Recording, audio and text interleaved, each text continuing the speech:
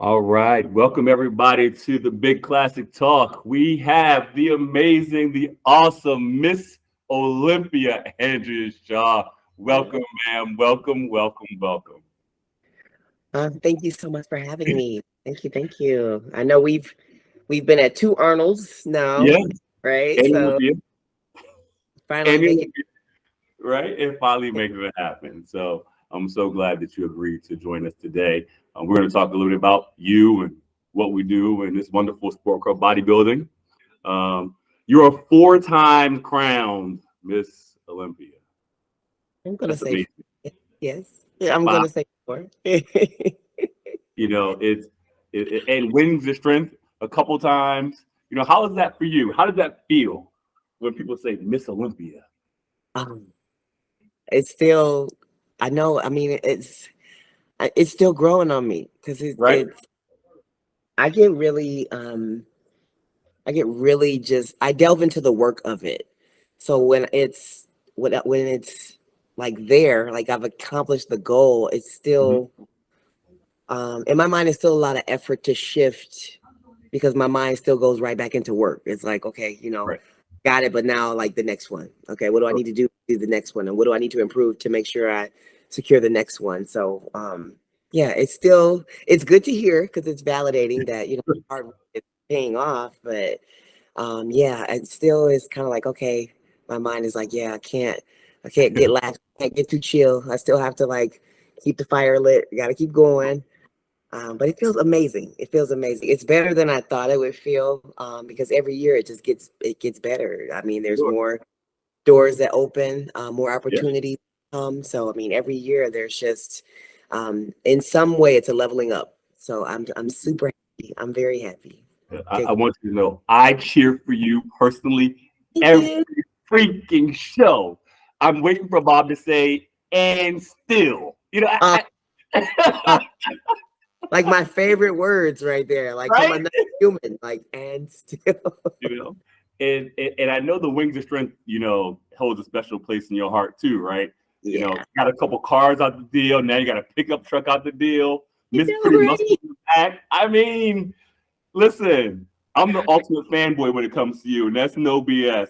You may have other fans, but Coach Walter, number one fan. That's The me. ultimate. The Okay. ultimate. There is no bigger fan. I'm crowning you then. I'm crowning. I love it. So, who is Andrea? How did you get started? What was your life like as a kid? What did you want to be when you grew up? Wow. Well, life for me as a kid was um it was somewhat interesting. I mean, I have grown up in Detroit, Hmm. and at a certain point, my mom wanted to go back to school. My mom and dad split, and my Okay. dad was like, you know what? I am going back to my roots of being on the farm. And so my dad, when I was like 6, went back to Kansas, where he's originally from. Hmm. And, by the time I turned 8, my mom is like, you know what, I got to go back to school. Do you want to go stay with your dad? And my dad's like, hey, if you want to come, it's going to be your choice. So I went. So Okay. I was on the farm actually from the time I was 9 going on 10. And I came back when I was 11 going on 12. So yeah, a short amount of time, but a very impactful amount of time because I mean, I was plucked up from the city and dropped into the farm world, and it was like, it's like what? Yeah, and I mean, it was one of those things where I didn't know I was like really poor until I knew that we were poor. Right. It's Well, that's a lot of us, right? A lot of us are like like, that. Because yeah, everybody's the same, right? We don't know because we don't know. I mean, right. And I mean, my mom, I had always had certain things like with my mom, but like with my dad, it was just, and my dad was a pastor. So it was just, it was very humbling. So, I mean, we grew everything we ate, we lived off the land. Like, yeah, we sold things from the land. I mean, we did, and we kept up the church and we traveled for the church. Like, it was like all there was to do was farm and church. And it was work. It was a lot of work. Yeah. Yeah. Kids having summer school, I mean, summer, time at the Yeah. pool. Right. And I was working the field. So it was like, and I mean, for acres and acres. I mean, can you imagine being 9 years old? You look up and it's like just acres of land to till and harvest. It was very, very different. living in the city. But I think I'm very thankful for it because it definitely taught me a lot about hard work, what it means to be truly into making it happen, right? Like if you didn't get out there and harvest that food, you didn't eat. So it was like, you know what I mean? And my dad was he was very proud of that. And that was what he grew up with. And I'm glad I had the experience. But once I got to be of, that 11, 12, going into my teenage years, I was like, okay, I had enough of this. Mhm. I I want bet, to look, going from the city to tilling the fields, I mean, that's a big change. a huge And then change. you were in Detroit of all cities, Right, right. I mean, the urban of the urban. It the was urban of the like, urban. Right, right. yeah, and I got dropped into this small little town called Hill City, Kansas, where the population was 1,200, Look, and there's one stoplight in the whole town, and it's like, okay, wow, yeah, that's yeah, amazing. yeah. It Well, definitely. you're gonna say I'm lying, but my parents are both in the Air Force, and Oh, from 1984 until 1988, we lived in Italy. Small Air Force base called Aviano Air Force Base in northern Italy, just below the Alps. Okay, so both okay. my parents were in the military, both in the Air Force. They both were cops in the military. Wow. Our babysitter was an Italian lady. Her name was Natalina. Natalina lived on a farm. So Oh, myself and my sister literally had the same thing. We were stomping grapes in the big barrels. We were oh, wow. milking cows. The most traumatic thing that ever happened to me is I saw a cow being born at 8, Oh, wow. ruined I my did life. not see any cows being born, so you definitely went up to me there. But yeah, so I can definitely appreciate the farm life. For 4 years of growing up, that's what we did. We go to school, go homework, come back to the homework, and we literally learned Italian by being immersed in the culture and milking cows and stomping grapes. It Wow, was that's the best way to learn, though. Do you still speak the language fluently? so when we left Italy, we moved to Texas. So Italian and Spanish are very close languages. They're both Yeah, Romance languages. romance So language. Yeah. Spanish picked up immediately. Okay. So I speak Spanish. And when I Oh, went back to Italy a couple years ago to go visit Natalina for their 30th wedding anniversary, because I was like the flower and ring bearer, flower boy and ring bearer at their wedding 30 years ago, 34 years ago. And so we went back and my Italian picked up. Like it just came back. wow. So, but That's yeah, that was. So, what do you want to be when you grow up? Miss Olympia, or you want to be a nurse, a firefighter, what? I wanted to be a doctor. Really? I wanted to be a doctor. I promised my grandfather that I would try to at least pursue it, and then I wanted to be a doctor. My mom's a nurse, so it Right. felt like natural progression was to be a doctor. So yeah, I went to school for exercise and sports science. Okay. Got a master's degree, and then I actually shifted gears and thought about going into physical therapy school, Sure. which is still a doctorate degree. But then after working in the field, I was a tech for almost 5 years. Mm-hmm. And it was a lot of work. It was a Sure. lot. But I learned a lot. I definitely learned a lot. And I got a lot of like direct patient care working in the hospital. But Mm-hmm. when I evaluated like the costs and like was I really gonna enjoy doing this for 30 years? I mean, Sure. plus my undergrad like loans, it was like, I get no, it. and I knew I said I would rather be on the preventative. Uh I would rather be on the preventative end for, Right. making sure people don't go down that road. Not that, therapy is a bad thing. Some of the people who required surgery, I Right. mean, the surgeries were pretty routine and there were just a lot of them. And, I'm like, you know what, if I could help people not get injured, I think I would like prefer that. And I could help them, Right. live your lives on, again, the preventative and the wellness side. So Sure. that's what I've been doing. That's what I kind of took up as my charge to personal train and group Mm-hmm. exercise, all kinds of community events. I mean, and obviously now bodybuilding and putting on Right. posing and posing coaching and coaching, That's not awesome. but not too many. because I'm Yeah. more of an in-person coach. So if they aren't local, then, you know, I try to tell them, hey, look, I'm sorry, as much as I would like to, I need to be able to see my athletes in real time so that I can, you know, give proper cueing, Sure. making sure that their technique is executed well, you know, those types of things. Okay. So that's remarkable. So how'd you get into it? You know, I'm sure Ah. like for Well, when me. I got back from Kansas, my mom started training people. So she had like a group of people that she would train, and they all came at the same time every day, Monday through Friday. And the gym was the babysitter. So Okay. yeah, I just started to kind of tinker around with things in the gym, talking to people. I got to meet people who used to compete. And in the gym that we were going to, there was this huge mural of Linda Murray up on the wall. And I mean, looking at her, it was just like, who is this lady? And, Right. you know, people told me about who she was and, you know, how notable she was to, you know, Michigan, and that she trained at that gym. And I'm like, Wow. wow, okay. You know, I don't know if I could ever reach like her status, but I'm like, you know, she's a good inspiration. And so went through a bad breakup, you know, in college, and it was like my first year in college. And I was like, you know what?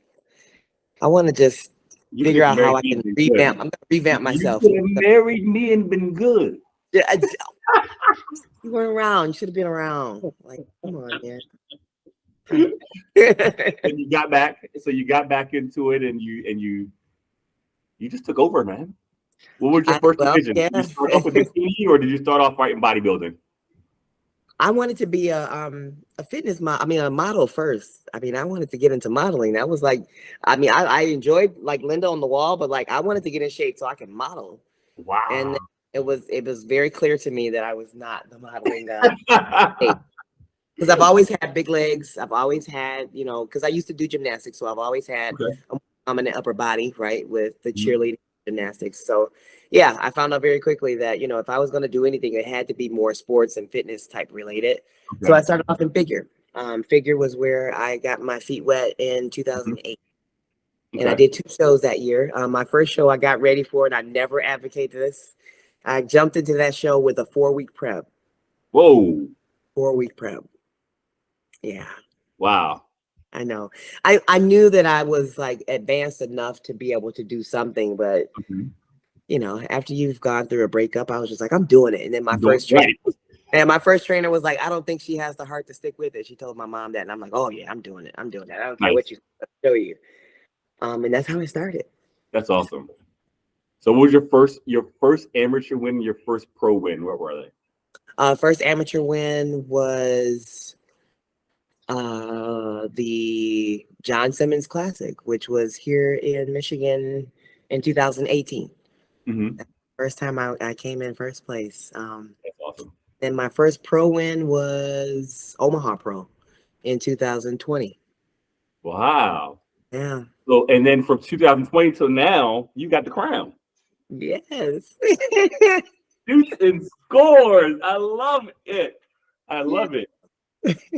So the question that a lot of professional athletes get, a lot of bodybuilders get, every sport. How long are you gonna do it? Well, I'm gonna take it 1 year at a time.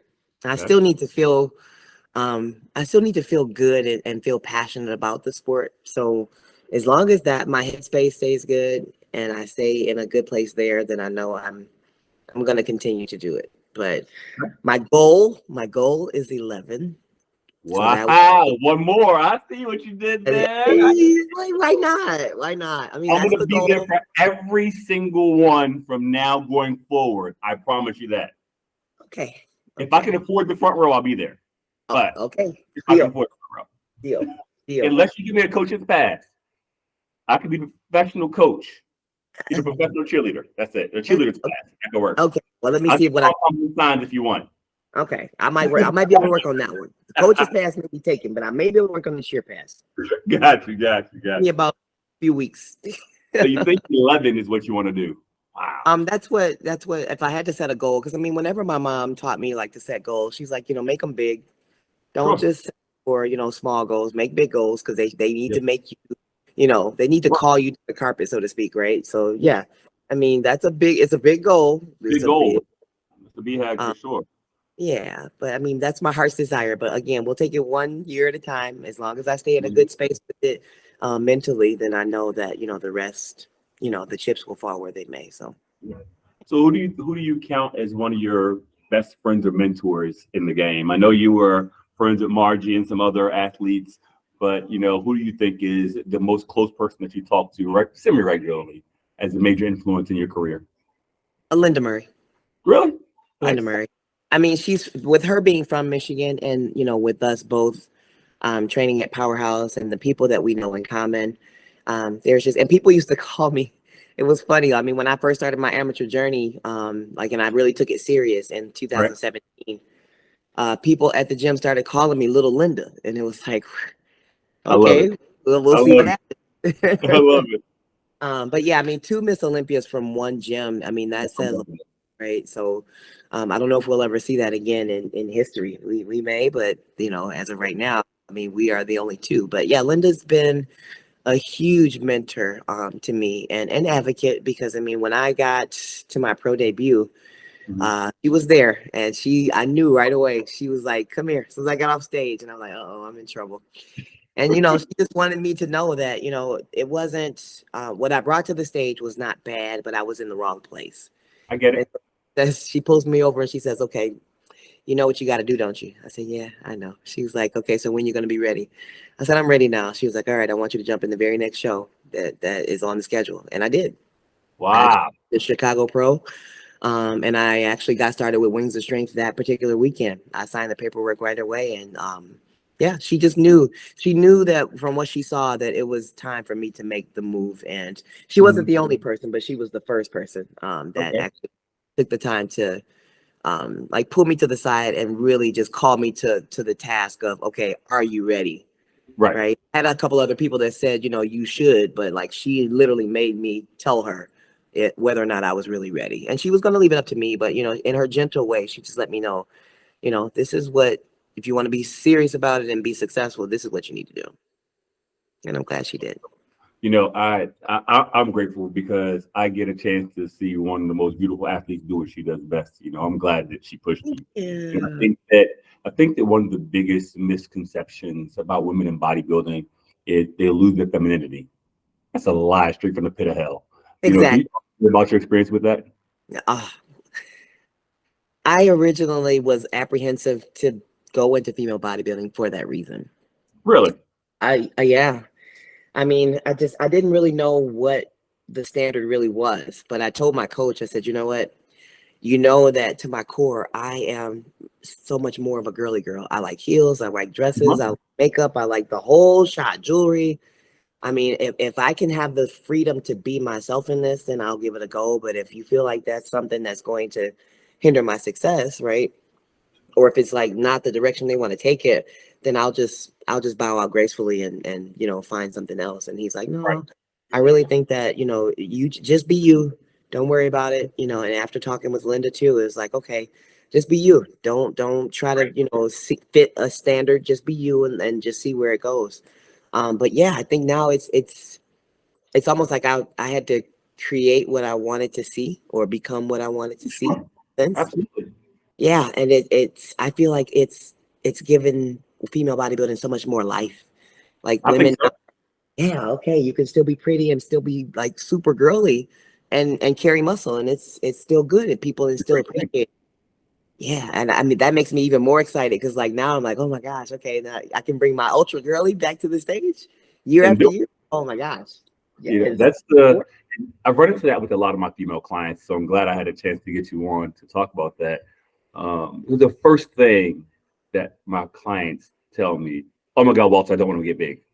I said, "Listen, first of all, you ain't got 5 years to build to get to a point where you can say you got too much muscle. That's first things first, Right.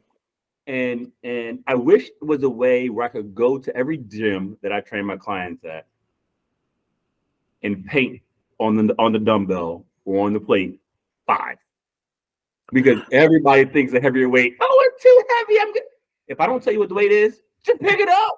That's it. That's A it. gallon of water is 9 pounds. Listen, you pick up a gallon of water every day. Right. Right. And that's at least 8 pounds. So like if you can't even lift the eights, like come on, why are we here? Right. So I'm glad that I have someone who can stamp the approval. You're Yeah. not going to lose your girliness just because you're strong. Not Being strong is a good thing. And I think that also, I mean, obviously your genetics, and then if you are a previous athlete, that plays a huge role, right? Mhm. Like I said, I've always had like a larger upper body because of the things I had to put my body through from a very young age. Doing cartwheels, round offs, right? Doing splits, those types of things automatically like predispositioned me, right, with my genetics because dad was a huge guy. And I mean, I come from a very muscular line of people, so Sure. yeah, some things play a role with that's what you got to work with. But Right. yeah, to get big, I mean, that's just not something that I get it. I get some ladies are like, oh my gosh, it's like, no, you need to pick the weights up because if you want curves, you're Yeah. gonna pick the weights up. Like there's no other way around that. Like you want a nice round tush, That's it.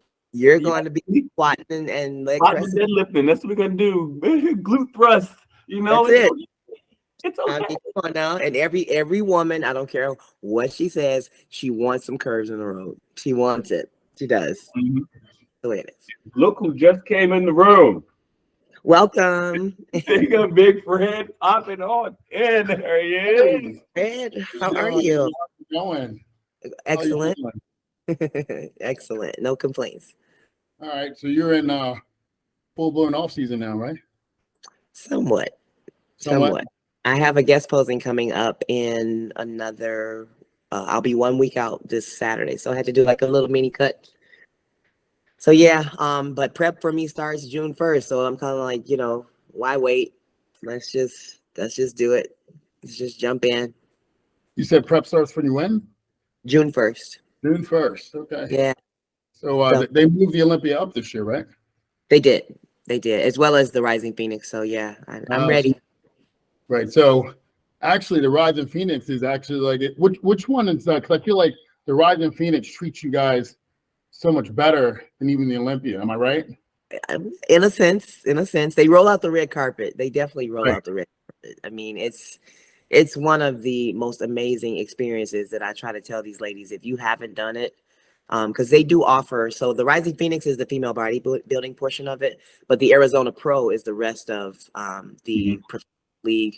And then there's an amateur division or section of the contest that's offered also. But again, if they roll out the red carpet, there's just excellent lighting stage, plenty of like gourmet food.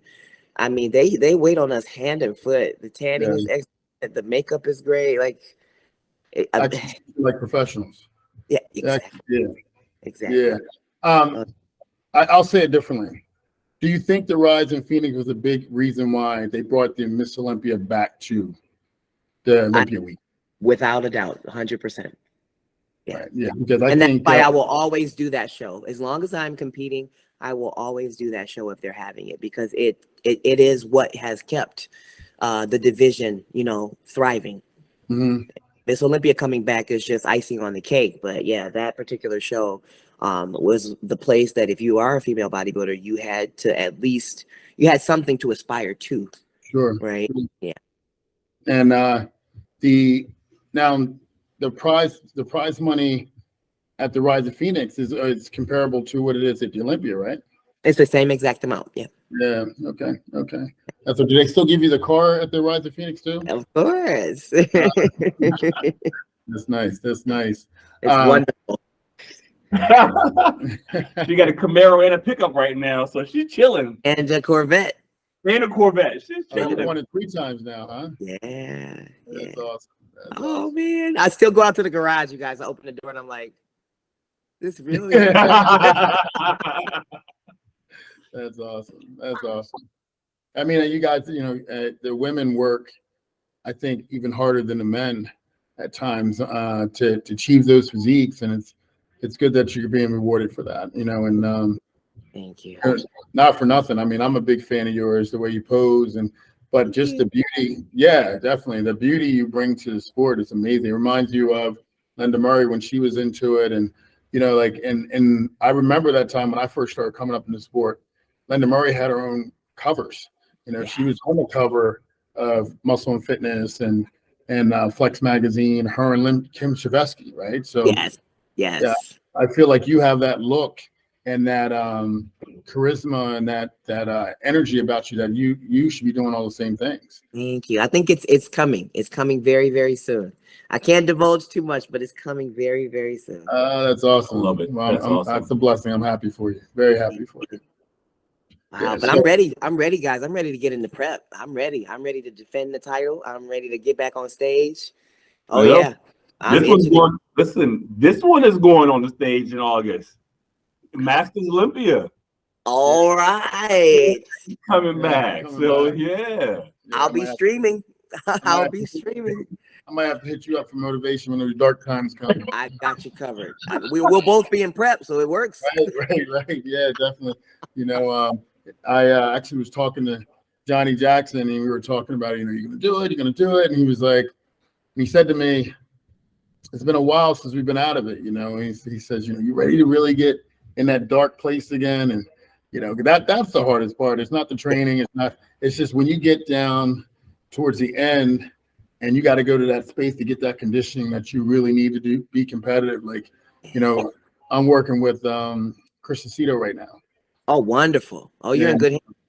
You're in good Yeah. He's done my last 2 preps, and Okay. he doesn't brought me in quite as full as George used to bring me, George Farron. Yeah.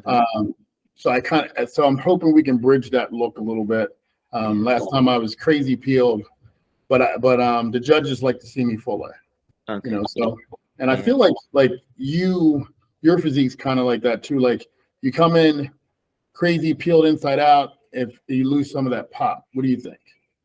I mean, there's definitely a fine line. And I know for sure, after, talking with some of the judges, the fuller the muscle bellies, the better. Right. Because that's really what, gives them, I think, the body, the symmetry, right? Mm-hmm. And that voluptuousness that comes with at least female bodybuilding, right? Mm-hmm. Because, no striated glutes. You shouldn't have really hard, striations, no graininess. We leave that to the guys, but even still, you guys still need to have full muscle bellies, right? Like, you're going to come in so much higher in a placing than a guy who's like flat and shredded to the bone. Mm-hmm. Right. Again, there's just something with that fullness, and whether it's how you carb up or how you deplete, there's definitely a recipe to the sauce. For me, it's apple pie. When I load in on apple pie and the beef, I mean, it's lights out, party over. And I thank God for it, because we stumbled on it. I mean, at least when it comes to how we evaluate my physique, you know what I mean? No disrespect to competitors. I love all the ladies, but when I say lights out, party over, I mean, we brought what we could bring to the table, and we just get on stage and do our best. But when it comes to like filling out my physique, we found that apple pie for me, loading usually about 8 hours, I'll have my first slice or my first taste before I hit the stage, and then leading up to I get a little bit more. But yeah, and the beef is like, I mean, because it has naturally occurring creatine in it. Usually don't season it very heavily. We try to keep it, pretty clean. Maybe some cumin or some pepper, but 93.7. And we take it nice and slow. So my coach really likes to take a look at me like 2 hours at a time. And we'll kind of check in. How are we looking? How are you feeling? And get some posing in, and we kind of take it as we go. But yeah, you really do have to, I think, to have a successful loading, you really need to take yourself to that place mentally to really go into that depletion. I mean, because that's really what you're digging for, right? You're digging to get that extra little bit of depletion. I don't think muscles. the overcompensation part of loading isn't going to work unless you're severely depleted. Like I think when I was kind of accounting for it today, like whenever I felt like I could barely lift my head up when I was sitting down, like I could barely get up out of the seat, those are always when I loaded the best, when I turned out, because when you're that depleted, it's really almost impossible to screw it up completely. Exactly. I mean, you can, but it's almost impossible to screw it up completely. Who is your coach right now? Jonathan. So him and Linda Murray actually used to be training partners back in the day. Okay. Well, that's a good source. Yeah. Right? Like, oh my gosh. I mean, God has just given me such a blessing in my circle. So it's been outstanding. And Linda told me whatever he tells you to do it. And I'm like, Yeah, okay, copy right. that, got it.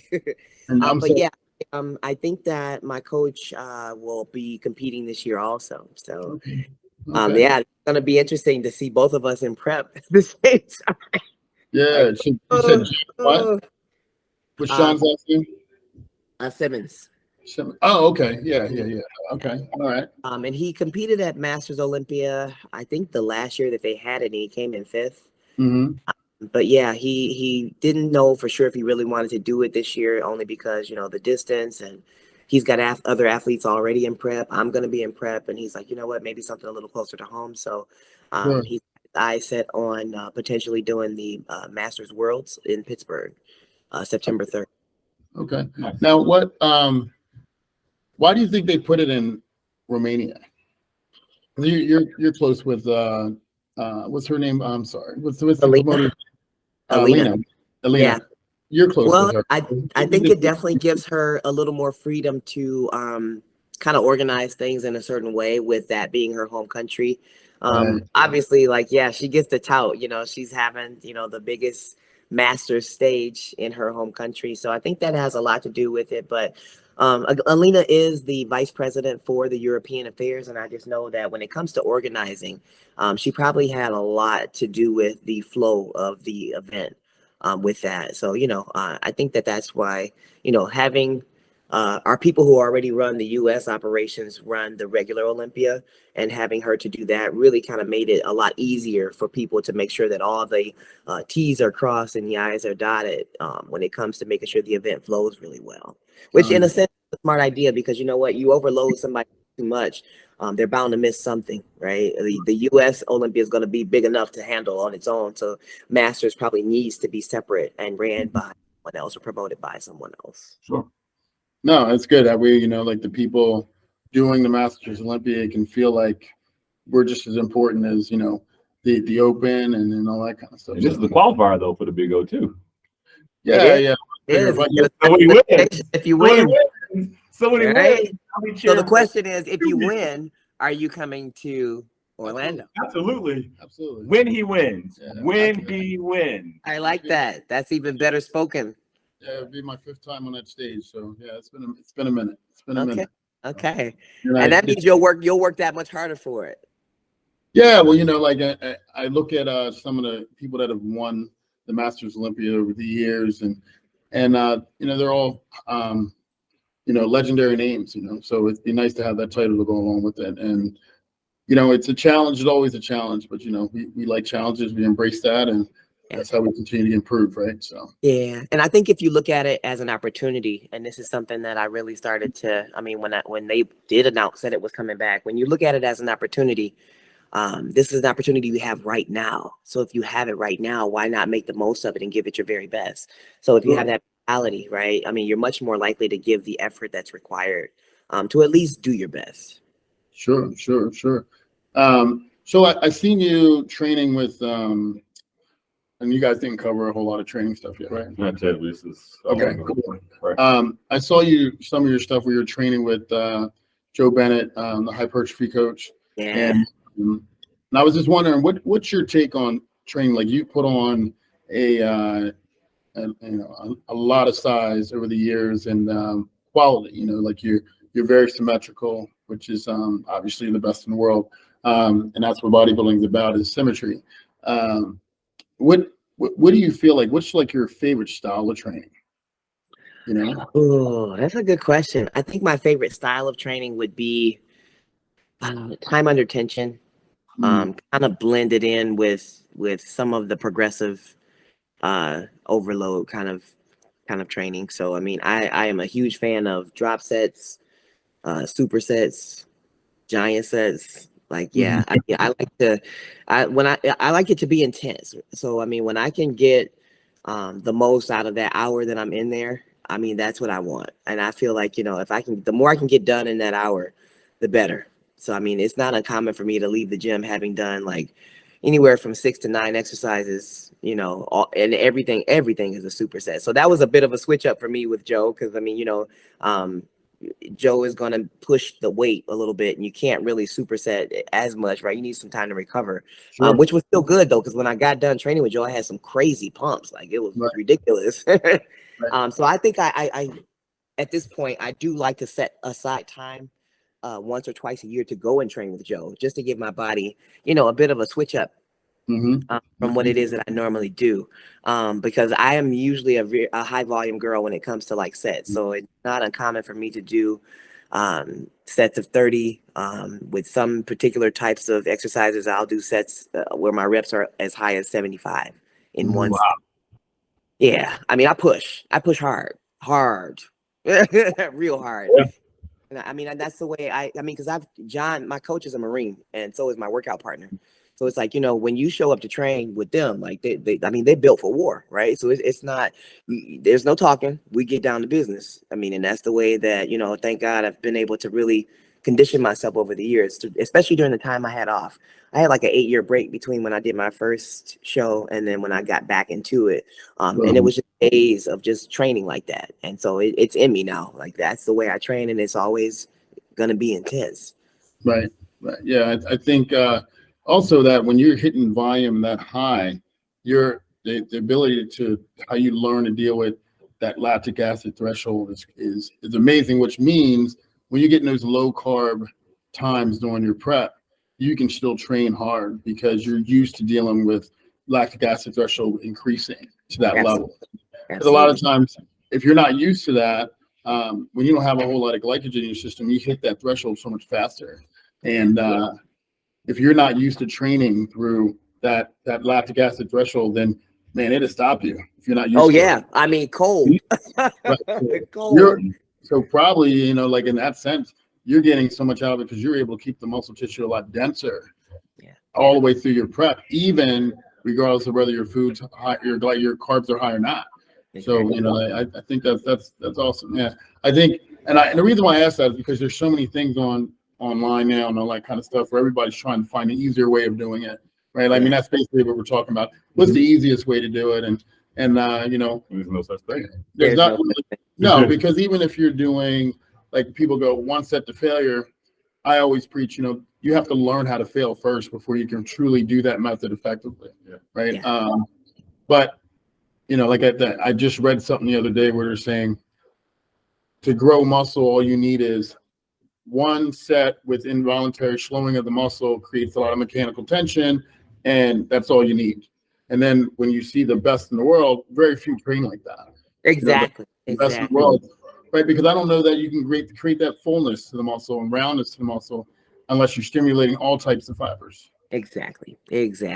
Consistently too. I mean, some people, it's good to have some variation, right? And I say that like with a grain of salt, but I mean, some people get so varied that they don't get to see the result, right, of being consistent with certain exercises, right?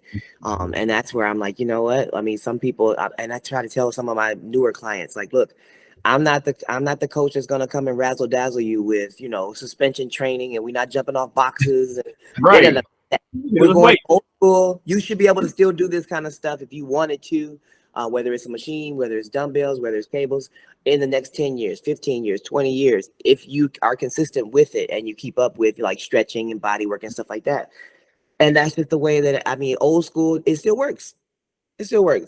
And I mean, when I look at Linda still trains, right? She's still very pretty, very feminine, and she can get down in the gym. The girl can get down in the gym. And again, just over the time, right? Being able to keep up with a certain amount of consistency. And yes, some things are varied, but for the most part, some things are just what they are. Like squats are going to be what they are. Deadlifts are going to be what they are. Rack pulls, they are what they are, right? I mean, those are a leg press. Those are like some key staples, right? That I mean, as a competitor can still utilize, or non-competitor, for the lifespan, right? If you do it in a safe manner, right? And I tell people, okay, just because you don't deadlift with a bar anymore doesn't mean you can't do it with a cable. I can show you how. We can do all kinds of different things, right? But you got to keep an open mind to where your body is, and that's what I love about Dexter Jackson. He is very aware and has been aware of where he is in the stage, right, of life, and changes his training to try to, accommodate that, right? He did get doing more machines at a certain point, and it works. I still use machines very heavily. It works. Why not? Right? Well, I find with me, it's not necessarily that I can't do the same level of intensity. It's just the recovery takes a little longer, right? So, what I tell myself is when I train with the young dudes, I can still smash most of them. The problem is they get up the next day and they can go to the gym again. It takes me a couple days. Well, I mean, then it's a matter of body work. I remember when I was getting into body work in 2021, right after my first Miss Olympia win, and I mean, my mom even asked me, she's like, "Does it really take that much?" I mean, I'm getting body work done at that point because my coach. I mean, we move up to 3 leg days a week, and I mean, I try to get body work done every time I train legs. Sure. And so, I mean, it started off at 2 hours and then 3 hours. And then this year, I'm moving to 4 hours where, Well, I mean, yeah, I mean, and sometimes the whole 3 hours could be just getting my legs worked on. Sure. We may not make it to the upper body for that, one of those days, one of those 3 days. And I'm okay with that. But I think it's too, just being smart about how you do what you do, right? I'm trying to keep pace with the amount of stress via exercise that I'm putting in my body, and make sure that the recovery is matching that. So, I mean, things like using Normatec compression, right? Ice baths, doing my own myofascial release, whether it's all. You do the ice baths? I do. Really? I do cryotherapy. That's what I get in the big cold tank with the -70 for 3 minutes. Okay. So, yeah, I mean, I don't know. I've heard things about that. And I mean, you got to put gloves on, and I'm like, no, I'm just gloves and booties on your feet. Yeah, listen. But it's only 3 minutes. Only 3 minutes. Well, I only do 4 minutes in the ice bath. Okay. See? Okay. I don't make it that long because I mean it's I watched Chris Bumstead. He be in the tub 30 minutes. It's crazy. No, yeah, no way. I mean, your feet start going numb. Like, come on now. Like, no. He gets it and close the top. That's what it says in the video. That's what it shows. He's embellishing. I like my toes, and I want them to stay attached. Like, right? I think. Well, either way, you're wet. We're dry. Yeah. We're in 3 minutes. You're in 4. You need a towel when you get out. We don't. Right. So. And the terry cloth bathrobe when I walk out. I can guarantee you, I come out a lot cheaper than you do. My $4 bag of ice is good to go. Good point. You got 3 Olympia titles, right? Yes. All right, we'll shut up and just do the ice bath. We'll do the ice bath. She got 4 because we got none, right? We got none. All right. That's okay. You're on your way to one. How about that? Yeah. I was on the stage. You were the last person on the stage, so you matter more. Yeah. That's awesome. So when you're have you guys talked about balancing? We haven't got that far. We were getting down what women should know about bodybuilding. Okay. All right. Did you finish what women should do? Okay. All right. When it comes to balancing it with family and friends and all that kind of stuff, are you under the mindset where, you know what, I'm a champion, this is what I do, you got to fit in, or do you try and make time outside of when you're in this downtime period before we hit, I think you said June 1st, it's go time, right? And this time before you hit go time, are you trying to balance in, get all the family get-togethers in, all that kind of stuff before that? Because when it's June 1st, you shut everything out? That's it. I mean, it requires a level of focus, right, that I just don't want to gamble with. And my travel is already enough, right? My travel, when it comes to that planning and preparation, that's enough on me to make me comfortable in my decision to say, you know what, if you want to see me, it's going to be you either come into the gym with me and we get ready to do some cardio. I mean, because I'm not letting anybody get into my training time. Like, yeah, I can usually smash through some cardio, but yeah, and my family, they understand. Like, okay, you know what, this is her job. And this is that important to where, she has to have this time from when she starts until when she's done to get that accomplished. But then the joy of it is I usually invite most of my family to 1 out of 2 events. So like when it comes to the Olympia, we always will eat afterwards, and I usually invite them if they want to come eat, come to celebrate with us after the show. But if you can't make it, when I get back home to Michigan, if you want to hang out, I will always plan a time for us to hang out and have dinner here. So, you pick and choose. I mean, that's fine. And then obviously, when the holidays roll around, if I'm not in prep, because like I was in prep for 2020 and last year during Thanksgiving. So there was no Thanksgiving, which I'm fine with. I mean, as long as we have a show is what I'm thankful for. Yeah. Right. Been there Christmas and New Year's, but yeah, most of them know. Okay, we can bank on Christmas and New Year's and having some time in between when I actually start my next prep. And it was an adjustment at first, but most of them are like, okay, well, we get it, you know. And now that we see you winning, we understand that this is very important for you to do. But I make it to the point where I even tell my clients, and I felt very guilty about this, because your clients trust you, right? You guys can understand when they come to you. I mean, they're giving you their life in essence when it comes to their health and their fitness, right? To guide them, to instruct them, to be that cheerleader, right? The counselor sometimes.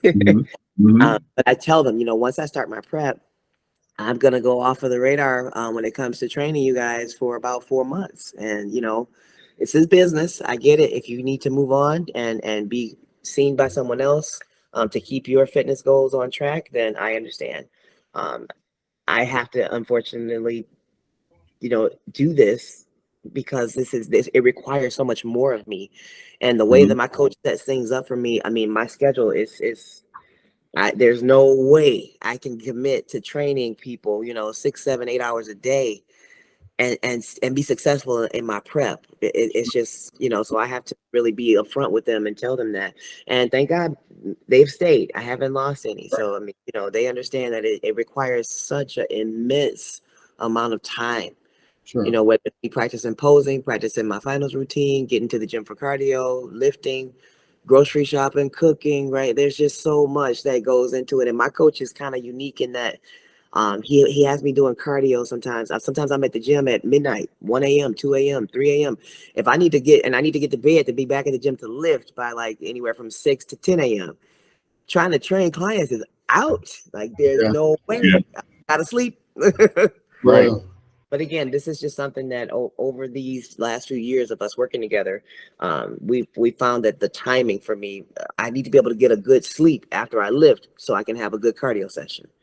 So again, balancing that, I don't want to put clients through that. And I don't want to put myself through that because it's hard enough to try to get that sleep in because I don't know about you guys, but sometimes after a good intense lift or after a good intense cardio session, I can't go to sleep right away. I'll take the melatonin and I'm still like, my body, okay, what are we doing? And I'm like, no, we want to go to bed. No, we're not going to bed right now. And I'm like, oh my gosh, I just want to go to sleep. I find that after real hard leg days, my sleep is terrible. Typically, like neurologically, it's like I'm running in my sleep. I'm just moving, restless, and it takes a couple of days for neurologically for me to calm myself in order so I can just get really good sleep. And then, you know, when the leaner you get and that metabolism gets fired up like that, it's like sleep is almost. I mean, I woke up at 3 a.m. before just to go, you know what? It's not worth sleeping. I'm gonna do cardio now. Get it out of the way. So. Oh my gosh, I've done that more times than I'd be willing to admit. Yeah, I mean, what do you do? Just sitting there twiddling your thumbs, and it almost becomes painful just to lay there. So, because you're hungry, like, well, I'm just gonna do my cardio. I'm waiting for that carb meal. Wait a minute, I mean, I got 2 more hours before I can have that oatmeal. I'm ready. Yeah, right. I know. Right, and then, look, when you get close to the show and someone tries to talk to you while you're eating that oatmeal, you're like, "Shah." It's the only time enjoy this. Yeah, no, right there. Stop. Yes. I will talk to you when I'm done this little bit of oatmeal. And I mean that's the other part of it too. I mean, I don't know about you guys, but like I try to go. I like to say under the radar, but I stay hoodied up. I try to get into my zone. Sometimes I will purposefully go to the gym during off times where I know that I can just kind of go in, get my work done, keep my head clear, and just get in and get out. Right. And, you know, enough on my plate, and I don't like the grocery shop. I will curbside pick up and Instacart. I've gotten very good with it. Yeah, the grocery store can be like your it's almost like the mental test and a half when you're close. It's just like things you never even think of ever. Everything looks so good when you're in the grocery store. And for me, it's not a matter of cheating. What I end up doing is just buying stuff that I won't even ever use because I'm like, I had a contractor bag full of snacks. Like I made a game out of it. Like every time I've stuck to my diet, this was gonna be my amateur day. I was getting ready for North America's my first national show. Every Friday, if I stuck to my diet and I got all my training in, I went right next door to Meijer and I would just buy snacks and just put them in the bag. I wouldn't eat them. I would just put them in the bag and put it in the trunk. And when the trunk got full, I took the bag to my coach's house. And he texted me. He said, "What is this?" I was like, "Those my happy snacks." And he was like, "Go, don't buy nothing else." And he's texting me. I'm like, "Well, too late. So I won't buy anything starting tomorrow." That's funny. That's funny. The brain has to have something, and I think you don't understand it unless you've been through it. The brain needs something. You can't eat, so you're gonna find something. Whether it's buying the food and knowing that you have it, even though you can't eat it. Some people shop, right? I mean, it gets interesting during prep for some people. My YouTube looks like every eating challenge you can find, every recipe, every Food Network. Food Network. Yes. Food Network. Food Network. Like, when I was getting ready, when I would travel before you could stream, right? That's aging myself, but before you could stream at any hotel you go to, I would call them and say, "Do you have the Food Network?" If I was like 2 days out from a show and I'm going to stay at the hotel, "Do you have the Food Network? If you don't have it, I'm not staying in your hotel." Because yeah, man, that was all I would watch. Me and my ex-wife. That was hardcore. He just went up me. Right? Just sit in the hotel and just watch Chopped. Okay, and Bobby Flay. Wow. Yes, my man. I'm not into the food. See, for me, growing up in Italy for those 4 years when I was younger, that influences everything. So I can't, I won't stop. Like last year when he coached me to the amateur O, if the gas station, if I couldn't use my credit card outside, or if they had a store, I couldn't go in. I wouldn't go to that gas station. For me, it's not all the fun stuff, the pizza, it's Reese cups. It's a fucking Reese cup. And it's the fat Reese cup. It's not even little one. It's the fat ones. The 400 per cup, all fat and peanut butter. Yes, I wanted to stop. I'll go to get my gas because there's no store. I just go in, swipe, and that's it. Wow. I can't even go to grocery shopping. I'll just, like you said, I'll do Instacart. Curbside, open my trunk up, they'll put it in the back of my truck, and I'm out. Yeah, I can't do it. Yeah. Does John have you ever do any cheat meals once you start prep? I got my first cheat meal in 2021. First cheat meal ever. And I've been working with John since 2017. Wow. Yeah. And that's when I knew, I'm like, okay, I must be making some good progress because he has never given me a cheat meal. I ate that cheat meal. It was amazing. I was like, oh my gosh, I'm so happy. And usually at this point now, every year he actually gives me one, which I thought was really okay. I feel like when the coach does give you that cheat meal, they feel confident in what you've accomplished thus far.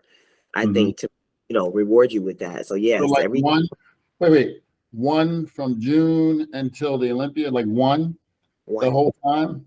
One. That's strong.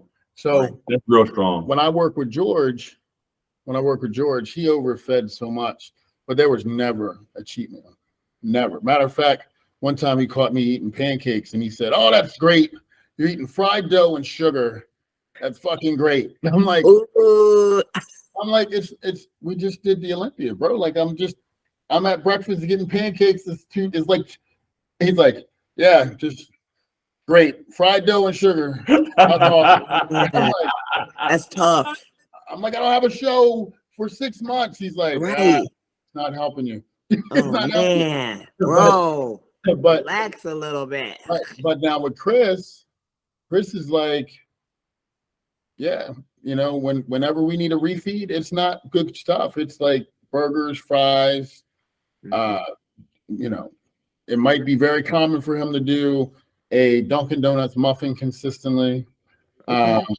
Little fun stuff. Like his diet, I came in close to the most peeled I ever had. First shot working together. Wow. But his diet is so easy. He does a lot more cardio than George, but his diet process is so easy.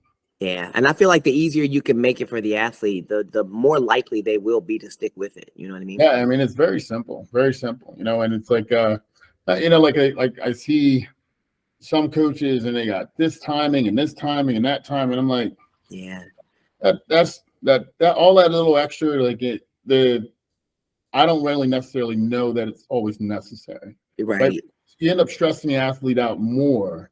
Right. They got to, Right. and that's huge. Like the athlete's comfortability into the program is super important to their adherence, right? Yes. Yes.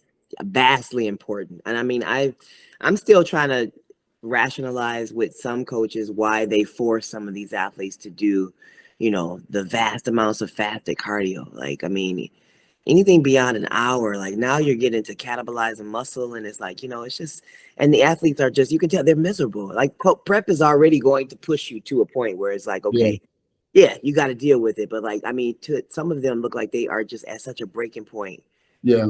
I think if you're doing more than an hour of cardio at a time, I believe like either your show is too close and you need to push it out further, or the prep wasn't going properly. Right. Somewhere, like you shouldn't have to do, like I've had to do 2 hours of cardio a day, but it was for a small window of time. Right. But I have had preps where my coach, we knew we were behind, and he's pushing me to do 2 hours, an hour at night, and an hour in the morning, and I'm also doing 30 minutes midday. At that point, you got to ask yourself, should I just push the show back? Right. And obviously, if it's the Olympia, you're not doing that, right? But as an amateur, reality, there's no reason to do that. Like as an amateur, you should just push the show back. Exactly. And that's just a conversation you need to have with your coach and say, look, if I got to kill you, if I got to kill you like this, you need to push the show back or don't do it. Mm-hmm. Right. So. Now, the strategy just has to be revamped, and whether the athlete ball, there needs to be a conversation for sure. Absolutely. And sometimes there are slip ups, right? I learned, when John and I were kind of figuring out like what was going to work best, like with me and my legs, because my legs are so dense, right? Sure. Certain things, like when we start pulling sodium, certain things can cause you to hold water, or certain things that for face value, looking at the nutritional label, it may say no sodium, but then you need to check the ingredients, right? Sure. There may be some preservatives in there, and sodium benzoate was a huge no if you are looking to restrict sodium from an athlete. And I had some lemon concentrate. I'm thinking, okay, I'm gonna make a salad dressing out of it, right? Because by this time, the fats are low, everything's low, the sodium was like low, and I mean within 24 hours, my legs started holding water. And John looks at me, he's like, I don't know what you did from yesterday to today, but yeah, wow, we in trouble. And I mean, I went into panic mode. We went into cardio. Like, I want as much cardio as you can give me. I don't want you doing any weights. All I want is cardio, as much as you can give me. So I would do cardio in the morning, come home, sleep, get up, do cardio again, come back home, sleep some more, got up, did more cardio, just as much as I could give them, whether it was an hour, 45 minutes, 30 minutes, whatever. I just gave it all that I had. And it took me 3 days before my legs let go of, that. Yeah. So you got to learn their body, you know what I mean? And that's where now, it's more about like at a certain point when I know that we need to start watching things like that, like, yeah, I'm just going to go with like raw veggies. I don't even have to worry about, them being prepared a certain way. I'm a farm girl. I just eat the veggies. No big deal. So you restrict sodium even before that last week, huh? Yeah. Okay. Wow. All right. My legs are very, very dense. And if I don't, you would not see the definition in my legs that you see on stage. So we learned that very early in the game. Okay. Yeah. So, I mean, no questioning here. I mean, you obviously 3 Olympia titles, and you're doing your thing. Wings to strength. And more importantly, you're improving. So, yeah. Yeah. And it's been a good journey. But I mean, a lot of people, that's where you really got to give your coach enough time to learn your body. Mm-hmm. A lot of people, some of these athletes, they get so caught up into, this coach is coaching so-and-so, and this coach is so-and-so, and they can help me win. It's the consistency. Right. Right. Consistency. And you need to be with somebody long enough to actually see what they can know how you work. Yeah. Also, you gotta, as an athlete, you gotta be willing to look in the mirror and say, look, okay, what could I have done too? Right. Like, and because it truly is a team effort. I mean, there's, if you don't communicate with your coach and let them know how you feel. And then, what I tell people is it's cool to research stuff, but don't make changes before you talk to me. Exactly. Don't sign off Right. You know, because my vision for what I want done, you screw it up if you throw your own little variables in there. Yeah. You know? And I've had many conversations with myself, like, you know, when I was maybe not feeling so comfortable about, you know, John's call, and he's like, okay, he's pulling this or he's pulling that, and he's changing this, and I'm like, ah. But then I had to tell myself, you know what? You're not the coach. You Right. are not the coach. Yeah. That is why he is here. So just get over it, right? And some athletes just need to be honest with themselves. Okay, so what, you heard this works for so and so. Your coach told you to do this. So you follow your coach. You do what your coach tells you to do. And I'm not saying follow blindly. I mean, sometimes, you know, athletes need to be comfortable asking their coach, well, why are you having me do this? Or maybe some coaches need to be more clear about, okay, this is why. Because most people, when they understand the why, they will do it. But again, you educate them about why you're doing it, right? Or athlete ask questions about why are we doing this? And what do you hope to get out of this by me doing this, right? So yeah, that's one thing I thank God for, because I mean, John has never been that type of coach where it's like, you know, just do what I say and don't ask me any questions. No, it's been very, you know, and this is why, right? And again, I've had to, okay, just chill out, Andrea.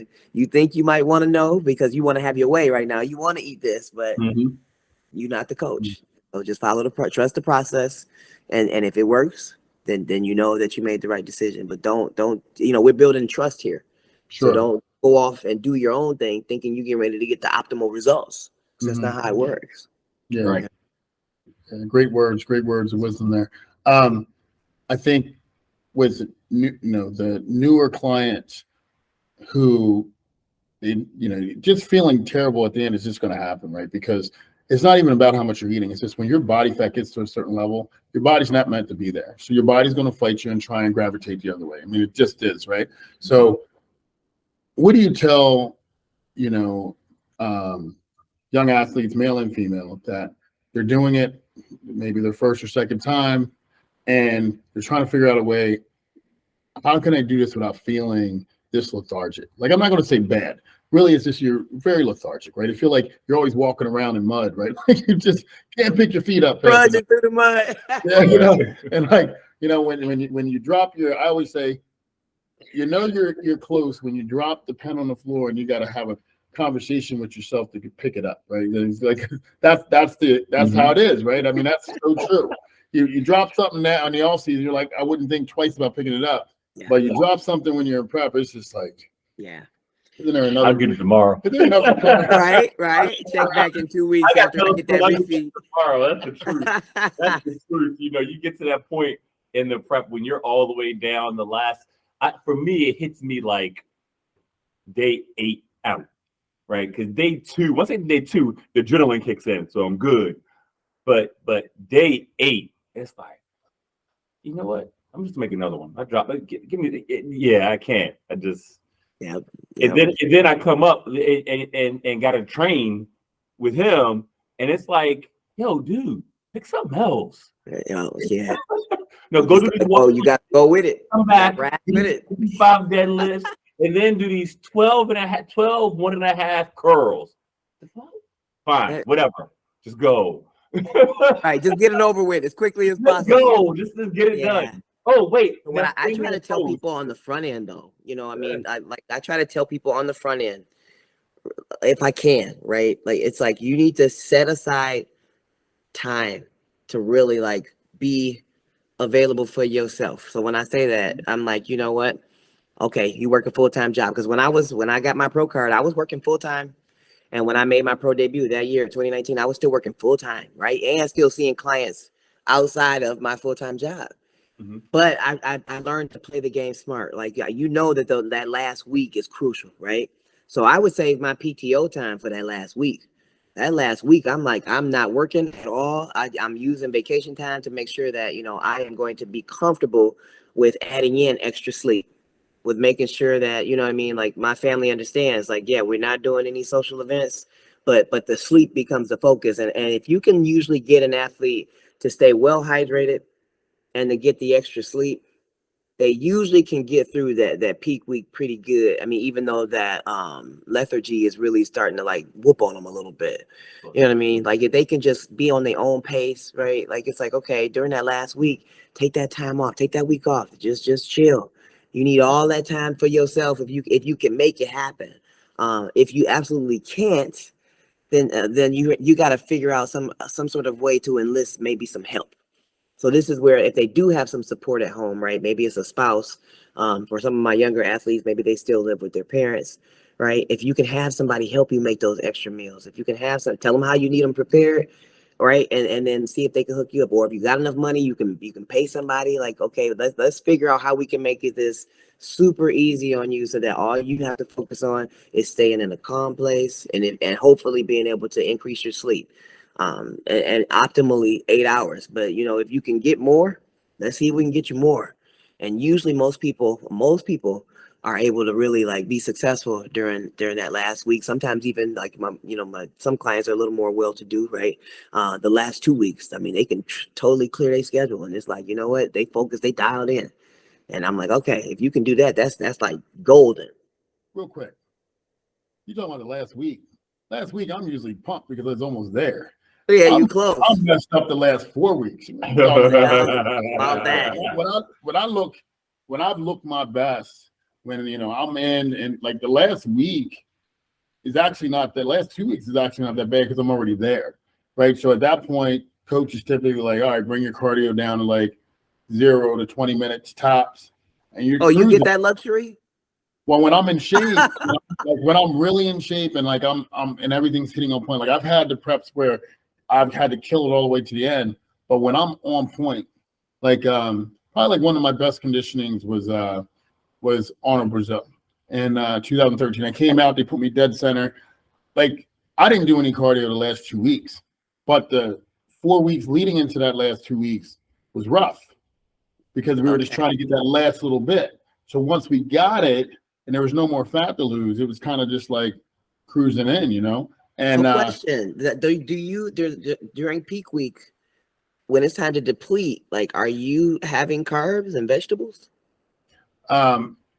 It's so I'll go by when I've looked my best. Typically, the peak week is really nothing too crazy. Like I have a carb meal, my first meal of the day. So let's just say like I'm having 2 English muffins in the first meal, and the rest of the day is just veggies and meat. That's probably why then. But I've also had preps where my peak week looks like this: chicken and lettuce in the morning, cod and lettuce, chicken lettuce, cod and lettuce, salmon. Like I've had that too. So I've had both. Oh, you get fats too? Bro, listen. What's yours look like? Man, listen. I fish. White fish and veggies. Negative. Just white fish? That's it. Dang. Wow. That's it. Fish. Yo, I can come hold your hand next time you do this. Right? Excuse me. That's my job, ma'am. Man. Like, wow. Yeah, that's why I'm like, you get carbs? Wait. Right? I mean, it depends. Bro. Well, I mean, if you got to do what works for you. Everybody's different, but for me, like I've done preps, and I'm sitting there, and my first meal of the day is like I'm hungry as I don't know what, but I don't want to eat what I got to eat, and it's just like you're sitting there with an internal battle, like I don't want to eat this. I just tell myself I got to get it down. I just got to get it down. That's it. Yeah, right. All you got to do is get it down. Yeah, because tell me you don't get angry when you're doing cardio. You're about done that 45 or 60 minutes of cardio, and you don't have anything to look forward to for your first meal. Like, I don't know, you don't really do fasted cardio, right? You're not really doing fasted cardio? No. Okay. Well, I was doing fasted cardio. And when I get off and I'm like, okay, I get a nice bowl of cream of rice and some eggs, no problem. But when I got to get off and eat fish and lettuce, I'm pissed off at the cardio. I don't even want to finish. That's what I'm doing. I tell you what, though, you get hungry enough? It don't matter. It don't even matter. You're going to eat that fish. It all tastes the same. Oh, yes. I've never found it where it all tastes the same. Listen, for me, it's just fuel. I just get to a place where it's just food. This is not about taste. This ain't about being good. This is about the fact I need sustenance, because when I go to the gym later on today and when I'm doing my cardio, That's all that matters. Need That's something. it. Need It's not something. just something to put in the belly. Now, Yeah. when the show was I mean, over, and then it depends on how flexible your coach is willing to be with you, right? Like, because when I do get into the fish, right, I usually get into different varieties of whitefish. So, I mean, there's something to keep the palate interested. Like, I may be a little more apt to, want to eat it if I'm having grouper this time instead of like cod or right. slop, right? Or I got some sea bass, right? Or orange roughy. Okay, I'm looking forward to that. Versus, yeah. Yes. Oh, yeah. Yeah. Oh, at a Can't certain eat point, too he much. still pulls it, but Yeah, that's right. a good Be fish. careful eating too much of that though. Right. Yeah. For very obvious reasons. Yeah. Oh, the stories I could tell. Oh my Yeah. gosh. I was like, wait, what's happening here? Yes, Uh-oh. absolutely. Look. Uh-oh. In the 96, right? 96, Dandy Chain put this huge article out about flaxseed oil, right? First time we started using flaxseed oil in the diet. And so the coach I was using at the time says, we're going to do we're not doing any carbs. We're going to do 1 tablespoon of flaxseed oil every meal. Bad idea. I went home from the gym embarrassed that day because my body did not. Yes. Oh my God. Oh, no. Woo. You live and learn. You live and learn. Well, you do, and you make adjustments as needed. Yeah, I called him out. I said, I don't think this is gonna work. We're gonna have to change. Make an adaptation. Oh yeah, and whenever I start eating orange roughy, I make sure I got plenty of Pepto on deck. Uh-huh. Yep, just gotta make sure. Yes, Gotta make sure. I mean, because that fish, them oily fishes, they will creep up on you if you're not careful because they taste good. So then once you get to a certain point, you in 6 days of orange roughy, then you look up and it's like, oh, wait a minute. Something's off. Not even 6 days. It could just be 3. Yeah. You're in trouble. Yeah. Then once it starts, it'll stop. Yes, amen. Amen. Oh, that's funny. That is funny. Oh, man. That's good. See, a lot of people, you don't know it unless you've lived it. You don't know it. That's it. Yes. Oh man, it's funny, like all the things you go through over the years, and it's like I tell people all the time.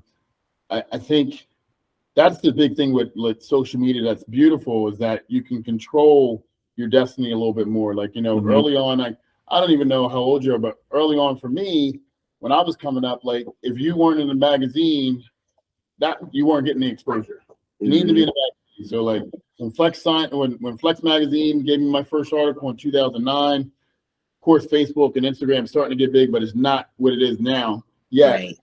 But when they put me on the map with that, then everybody knew me, right? And it was a big deal. Now I don't think anybody cares if the magazine picks you up or not because you can create your own market. Yeah. Yep. And as long as you have good content to post, I mean, there's no ceiling and there's no cap. Right. So where I was going with that is the problem with it is now is that there's so many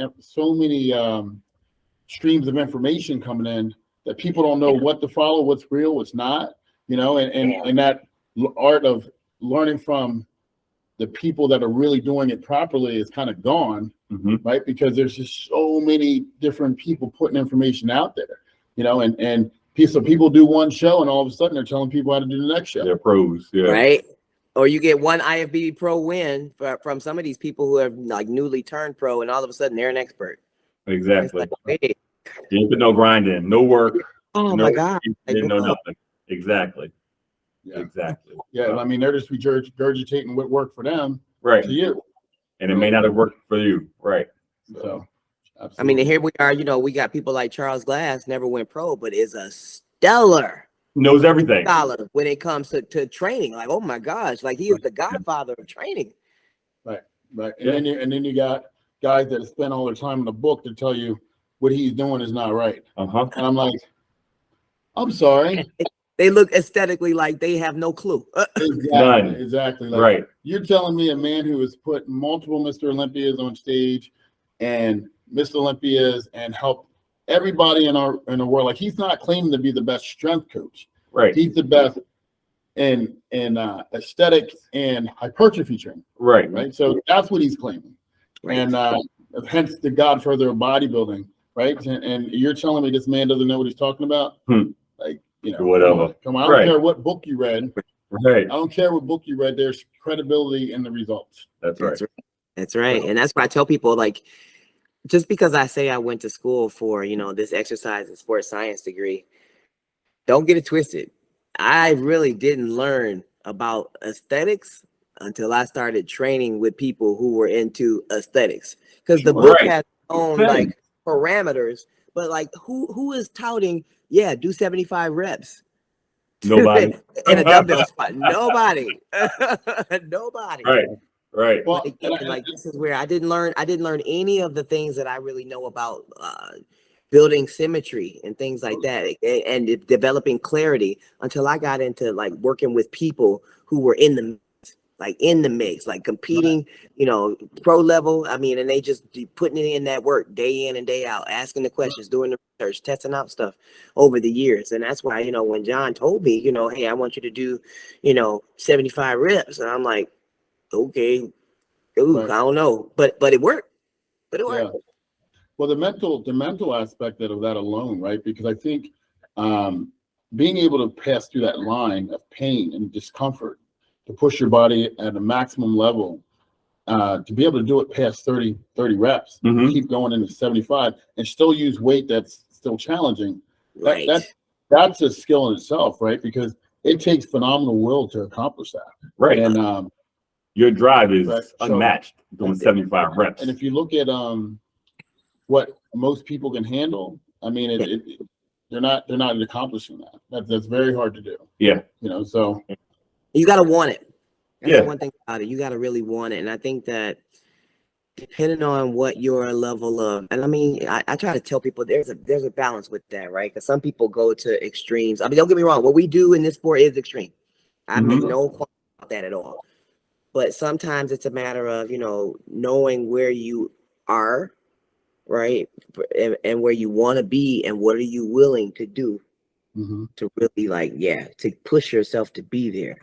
And that's where it was like, because when John first told me to eat fish, because now we weren't actually coaching together. He actually came in on the tail end of a prep that I was doing with someone else, a friend, helping me that last week with the diet. And he told me to eat the fish. And I was like, ooh, I don't know. I don't know if I do that, man. And that's tough.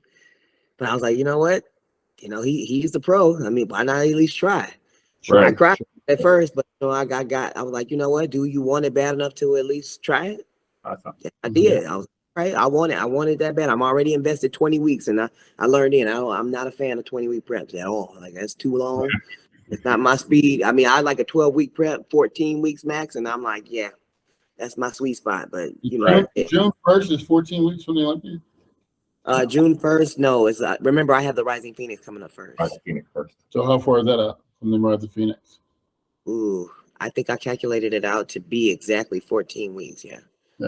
So I found that for me, like, I have to do 20 weeks, right? Like, because for some reason, like, when it starts to go, it goes, but like for my skin to get the graininess and the thinness that it needs, 20 weeks is typically optimal. Now that 20 weeks, the first 4 weeks, I'm doing a cheat meal once a week, but to kind of get my brain right. But that 16, I need all 16 of those weeks to get crazy conditioning, and so, and then, like for some reason, there's always a middle part of my prep where it's like, that week is just not good for me. And it's not like I'm cheating, but it's just like, and it happens every single time. And every time I tell myself, I'm not going to fall into it this time, but it's like a week was just like, I feel like I'm not going backwards, but it's just, I'm not pushing the way I need to. And then I'll snap out of it. And then it's like full throttle the rest of the time. So knowing that, I put that 16 weeks in there always. So okay.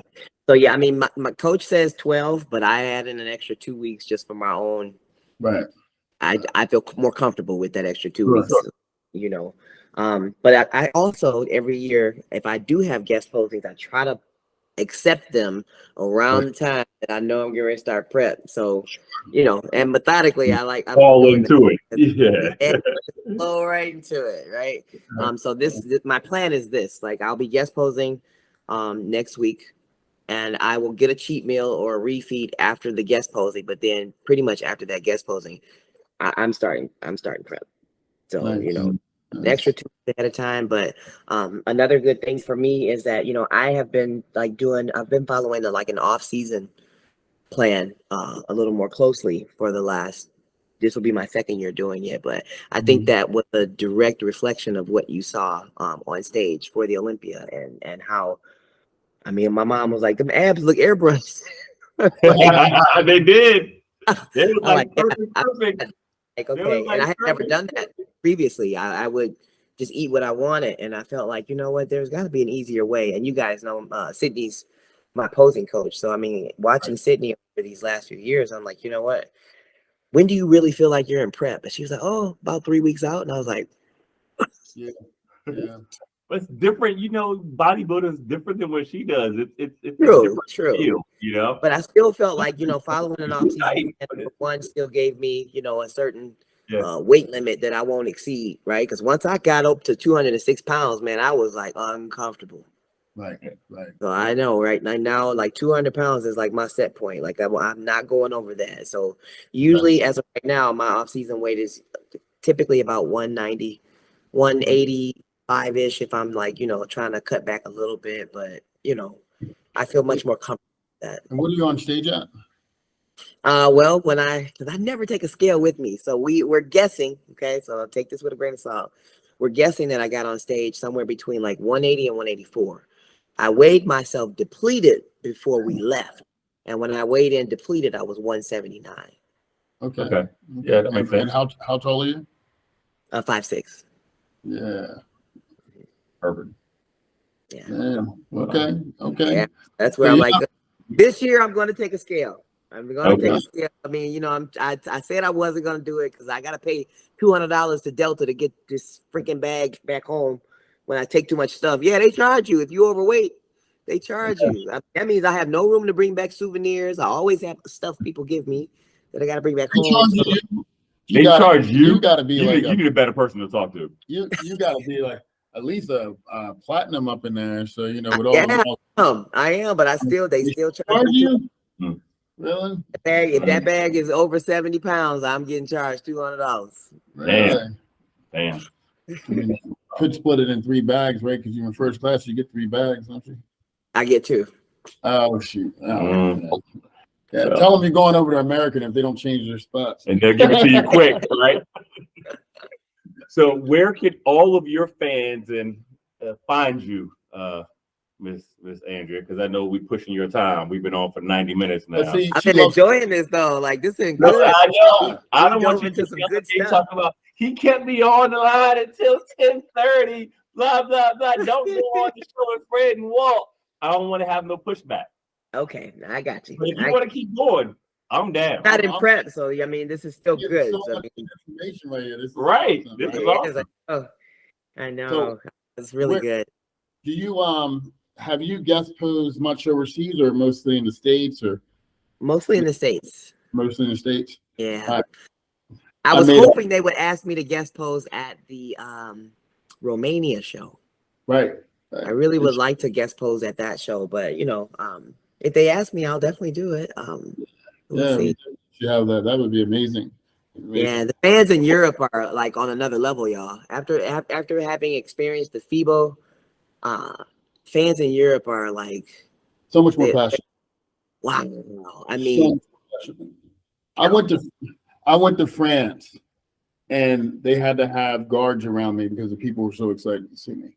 Wow. They were so into the posing, you know, and it used to be so insulting because like I was in France for 5 days.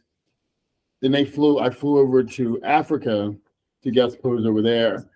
And then I got a promoter in the States talking about, will you come do it for $1,500? I'm like, what? Like what? Nah, I'm gonna stay overseas. I'm gonna stay overseas because you know they treat me like gold over there. But and I think the fans, and I don't know whether it's because they don't see us all the time or experience the size and all that. But you know, and then always, you know, it wasn't because I was winning a million shows because of the entertainment value I brought when I was posing.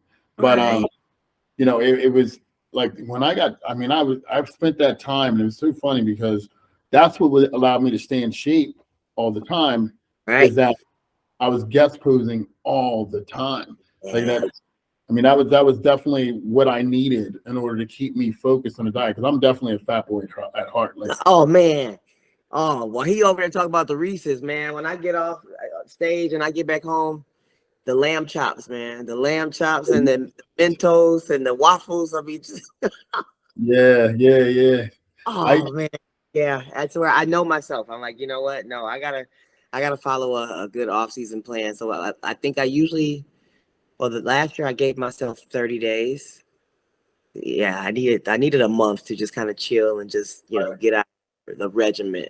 But after those 30 days, I was like, you know what, time to jump on it. And I mean, I did pretty good this year, so I'm pretty happy because I mean, I can still see my abs, still right. see my. I'm like, all right, we're doing good.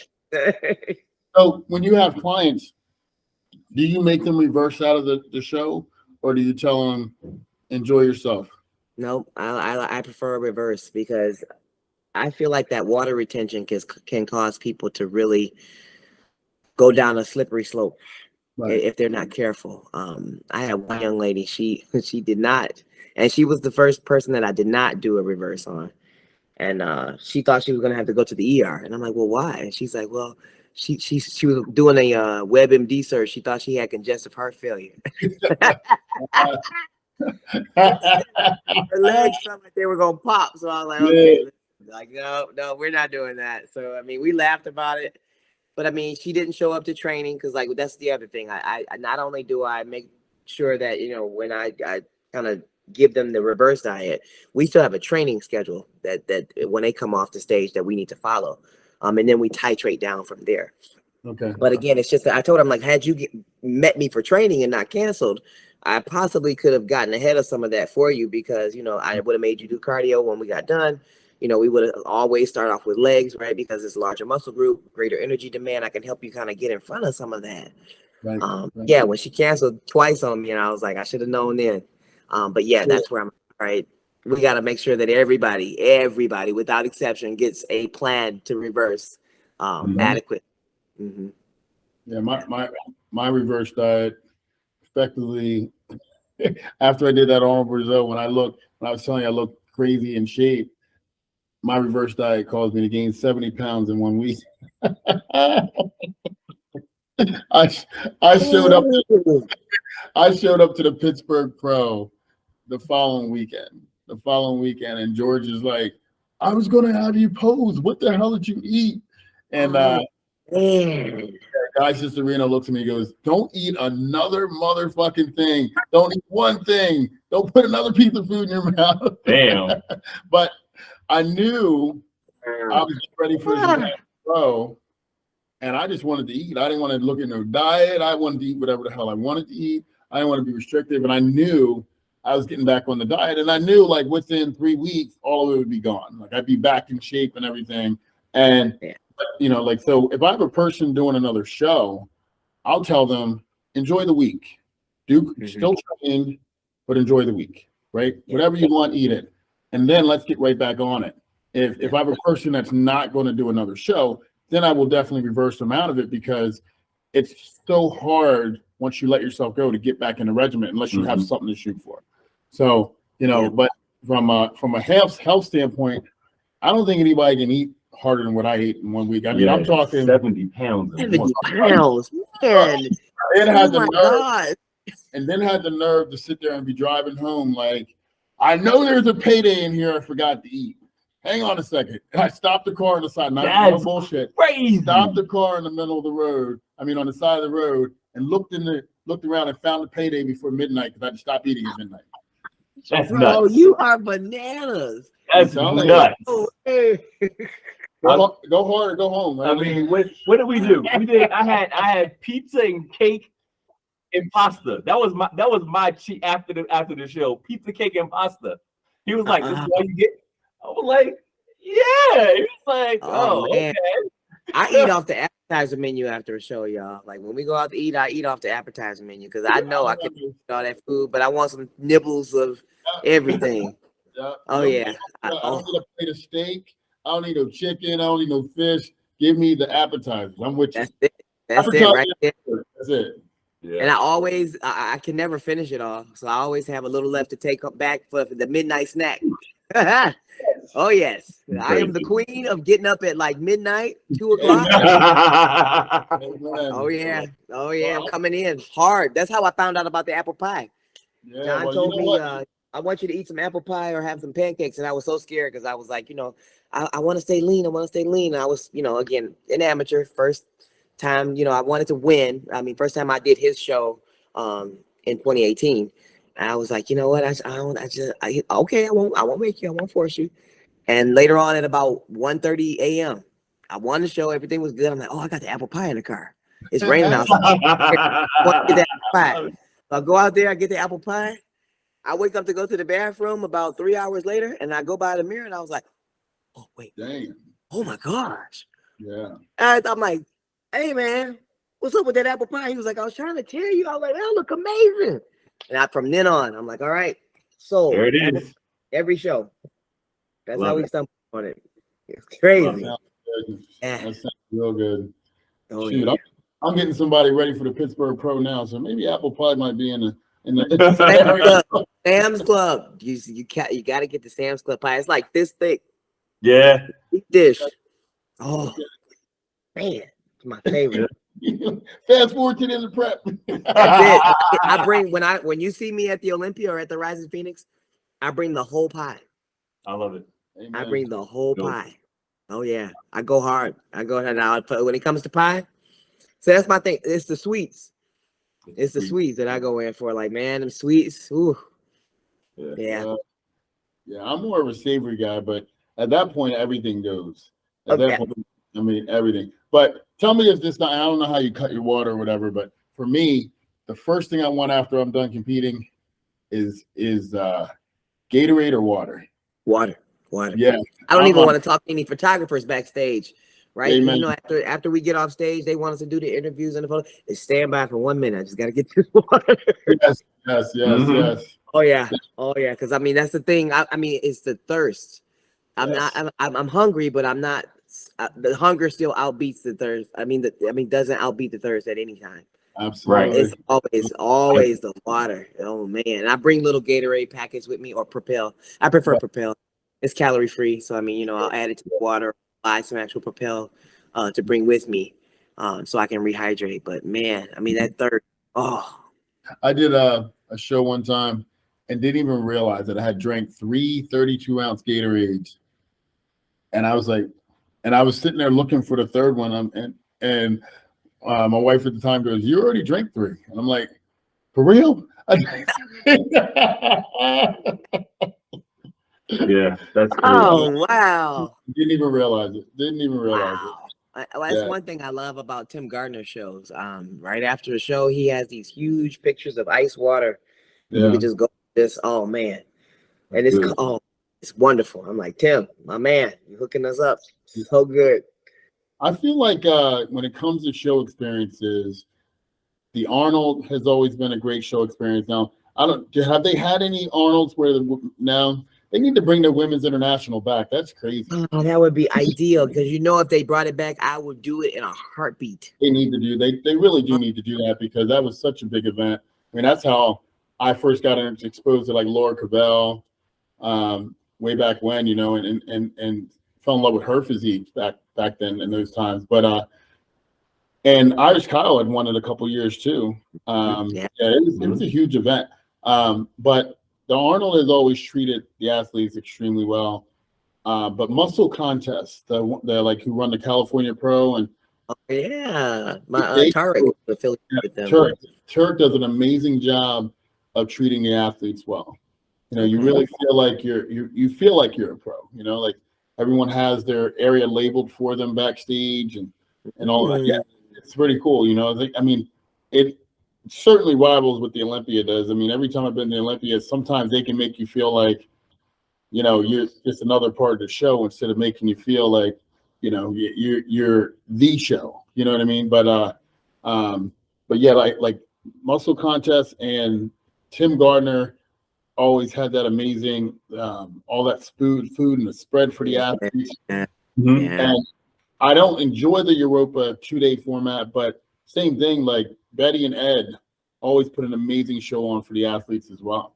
You know, like and she had her famous bread pudding there. And I don't know if you ever had that bread pudding, but no. I usually always have my apple pie on deck, so I'm ready to go. I all of that. I love it. Yeah, well, and it's been amazing talking to you, and amazing. Ditto.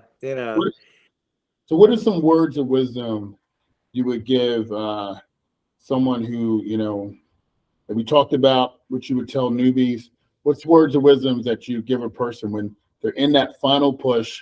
Because I always say the hardest part of prep is you got to put the most energy out when you're taking the least energy in. You know, that's like the hardest part of prep. So what is something that mentally gets you past these points of like that just seem impossible to get through? The time is now. I mean, I'm very clear about my why. And you got, again, some opportunities, if you acknowledge that it is it's an opportunity, you just got to make sure you finish. You got to finish, and you got to finish strong, right? Because if you blow the opportunity, what if you don't get it again? Right. I love that. Right. I love that. I have to look at it as, you know what, I got the time right now. I'm in good shape right now. All I have to do is keep putting one foot in front of the other. And, you know, I usually use a countdown. So I'm kind of old school, kind of corny. I usually get my sticky notes and I start writing from, you know, if it's 28 days, 30 days, and then every day I just tear one off. And I get awesome. I get closer.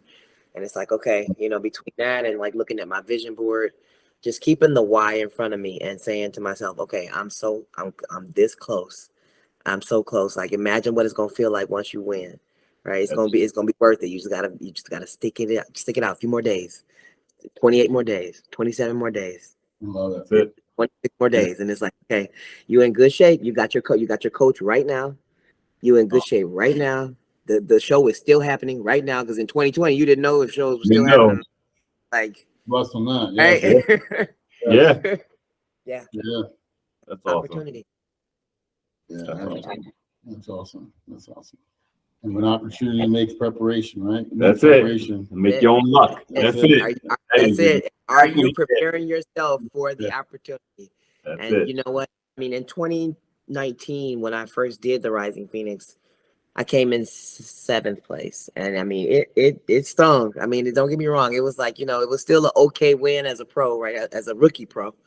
But it still stung. It was like, man, you know, but I knew it wasn't the fact that I got 7th place in particular. It was that I knew I didn't give my best to the prep. Right. I knew I cheated on the diet. I knew that there were days where I should have been doing what I know would have gotten me a higher placing, and I didn't. Yeah. Right. Now, I was like, you know what? I didn't take that opportunity. I didn't want to say no to the show because I did see it as an opportunity. I had just got into female bodybuilding. I did the Chicago Pro, came in 2nd. So I was like, okay, if I do this show, man, I mean, I got a good shot. But I mean, the year just wore on me. I mean, that previous year to get my pro card, I did 5 shows. Wow. Then I did, you know, 2 shows before the Rising Phoenix. And I was like, I had been in prep since February. I was exhausted. I was exhausted. And I spent most of 2018 in prep because I started in January and it didn't finish till November. Yeah. And so I didn't have that break, and I was still trying to catch up with work, and I was working full time, and like it was just, and I started traveling more, and it was like, okay, I just, you know, I got to a point where I just said, all right, I slacked, and I didn't like that feeling. So I was like, you know what, if I'm gonna take opportunity really, really serious, I gotta do better. Right. And once you know better, then you will do better. So, you know, I talked to Sydney right away. I'm like, do you coach female bodybuilding? And when she told me yes, it was game on. I was like, okay. Because I looked at the Miss Olympia now at that point, because they had just announced it coming back in 2019. I said, I got a good shot at winning that. I said, but I really got to take this serious. I got to get real serious. I got to dig in. And if I could qualify and then really come in real tight at the Rising Phoenix, there would be almost no stopping me once I got to the Olympia. Yeah. So in my mind, like, okay, the Miss Olympia's back. It was gone. It's back, and I chance to win. Oh, say no more. I am on it. Love it. Nice. Yeah, I lost my job in 2020 in September. And I told my coach, I said, listen, I'm about to take this 401k. I'm all in. Like, I don't have a job to go back to. I have to win this show. So you didn't lose your job. You found your job. Exactly. You found your job. Well, it's a remarkable story from a girl on the farm Right? all the way to being crowned Miss Olympia, going for the 4th time. That's Oh, unprecedented. man. I am happy, glad that you've changed so many lives and continue to do so. Thank you. I'll be sharing this interview with all my clients. Yes, Oh, yes, you can lift heavy weights and still be a girl very pretty. wearing pink shirts and pretty. I'm just saying. Yeah. Yes. I'm just saying. Yeah, and you are a beautiful woman. That goes without saying. But I think, like, inside and out, just You're just an amazing you know, human being. your energy is with its it attracts. Infectious. It's Yeah, infectious. It's absolutely. infectious. So, It's wonderful. It's so funny too, because when I was working, and I got my pro card, I said, man, if I could just build this up enough to do this full time, I would do this and I would not complain. And I mean, now that I'm here, I'm gonna keep making the most out of every single time that God gives me to get on that stage. and it's funny because when you're not in the position you're in, people will probably look and go, how could you not love every moment? But I know for me, I had to check myself at times because when you're not in it, you're dreaming of being able to travel and get paid for it. You're dreaming of being able to do photo shoots and get paid for it. But when you're in it, sometimes it's like, okay, do I want to do this next one? I just got off the road. I just got home. Take a breath. Yeah. And I can tell you now that I'm not doing it as often, and now I don't have the opportunities. I mean, I used to get on my email and it'd be like Christmas. All right, who's offering something now? And but now that I don't have that going on, it's like, I'm thankful for the times I did have it.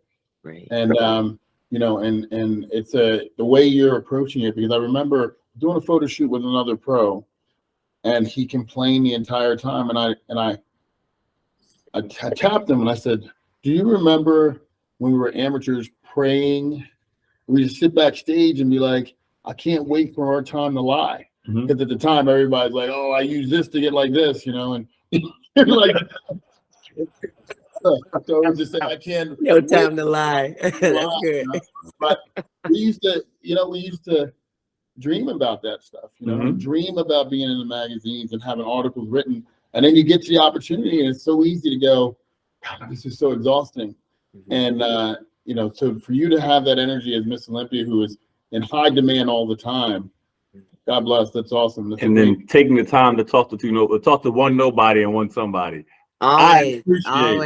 I mean, I promised I would never be the snooty pro. You know what I mean? Right. I never want to be, because I've heard so many bad stories about, people just being, and that never leaves people. You know what I mean? And I don't want that impression on anybody's mind who has interacted with me. You know what I mean? Don't get me wrong. I'm firm. I have boundaries. But yeah, I mean, I still always will make an effort to be kind to people. So, I mean, that's just who I am as a person. You know what I mean? And yeah, I mean, when you do get tired, it's not that the thoughts don't come, but you just replace that thought with the better thought, right? I mean, some people get kind of, I don't know, they want to act like they don't have the thought. Yeah, you have the thought, but you just replace it with a better thought. Like, oh, okay, I'm so tired. I don't have to do this right now. But then it's like, you know what? No. I get to do this. And guess what? Be thankful that you get to do it. Do it with a smile, and then watch more of this come to you, right? So yeah, it's like, okay, you have the dialogue with yourself about where you need to have your attitude. So you just self-regulate. You know what I mean? Love it. Thank you so much for everything you're sharing here. This is great. Great stuff. You're awesome. Great stuff. And so maybe we can do like a road to the Olympia once. But I say, do we get the first interview after you win your 4th one? That's all I want to know. Do I get the first interview after the 4th win? You better move quick. I'm asking right. I'm asking right now. You better move quick. You better move quick. With my camera right there. I told you. Listen. Cheerleader pass. I got you. You just fill out the doc. Tell me what I need to bring. I'll be there. Okay. Deal. I can't say it's gonna be the first, but you will be amongst the first. Because I got I got the feeling he's gonna be caught up into watching the show. You know, he might be watching, you know, and he'd be forgot. Oh, what about No, that ma'am. right in? It's like, okay. No, ma'am. Hold on. Wait. I heard her say something about a road to Olympia. What we gonna do? What we gonna collaborate on, me and you? I heard a road to Olympia in there somewhere. Yeah, why not? I mean, you know, once the prep starts, you know, get kind of knee deep into it, do it, check on in, see how things are going. What we do? I like it. That's what's up. And where are you residing right now? I'm in Michigan. Michigan. Okay. Yeah. Cool. I got a best friend in Michigan. Maybe I can come out there and train with you one day. Come on with it. I like it. I know some of the best places here to train, so. I don't doubt it. I don't doubt it. Get myself killed. 70 I used to tell some of my clients, you got to die a little bit to live a little bit. So, you That's know. it. That's it. So, it's been a real pleasure. Yes, ma'am. Thank you so much, guys. Yeah, I mean, just keep me posted when you want to have the next episode. Got it. All right. We appreciate you. Thank you, ma'am.